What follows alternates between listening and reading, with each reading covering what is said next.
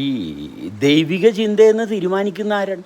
ദൈവിക ചിന്തയെന്ന് തീരുമാനിക്കുന്നത് നമ്മൾ തന്നെയാണ്. നമ്മുടെ തലച്ചോറാണ് പ്രവർത്തിക്കുന്നതെന്നും തലച്ചോറിൻ്റെ പ്രവർത്തനത്തിൻ്റെ അനന്തരഫലമാണെന്ന് ഇതെല്ലാം നമ്മൾ തന്നെയാണ് കണ്ടെത്തുന്നത്. അല്ല ഇതെല്ലാം ഓട്ടോമാറ്റിക്കായിട്ട് വർക്ക് ചെയ്യുന്നുണ്ടെന്ന് പറയുന്നത് നമ്മൾക്ക് നമ്മളോടുള്ള ചില അവജ്ഞയും പുച്ഛവും കൊണ്ടാണ്.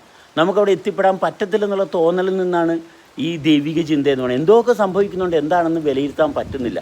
എന്താണെന്ന് കൃത്യമായിട്ട് വിലയിരുത്തുന്നിടത്താണ് നമ്മൾ നിലനിൽക്കുന്നത്. നമ്മുടെ സ്വന്തം സ്വാതന്ത്ര്യത്തിൽ മാത്രമേ നമുക്ക് തിരിച്ചറിഞ്ഞ് ജീവിക്കാൻ പറ്റത്തുള്ളൂ. മൃഗങ്ങൾക്കതില്ല. മൃഗങ്ങൾക്ക് ഇത് ഓട്ടോമാറ്റിക്കാണ്. അതാണ് മൃഗവും മനുഷ്യനും തമ്മിലുള്ള വ്യത്യാസം. മനുഷ്യന് കൃത്യമായിട്ട് അവനിലുണ്ടാകുന്ന മാറ്റത്തെ തെളിച്ചത്തിൽ അറിയാൻ പറ്റുന്നു. അതാണ് മനുഷ്യൻ്റെ പ്രത്യേകത.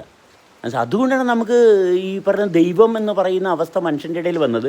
മൃഗത്തിൻ്റെ ചൊവ്വ മനുഷ്യനുള്ളപ്പോഴാണ് ദൈവത്തിൻ്റെ സാന്നിധ്യം വരുന്നത്. അതായത് മനുഷ്യരിൽ എന്തൊക്കെ സംഭവിക്കുന്നു മൃഗത്തെ പോലെ എന്താണെന്ന് അറിയാൻ പാടില്ല. അവരാണ് ഈ ദൈവത്തെ സൃഷ്ടിക്കുന്നത്. അല്ലെങ്കിൽ മനുഷ്യന് ദൈവത്തിൻ്റെ ആവശ്യമില്ല.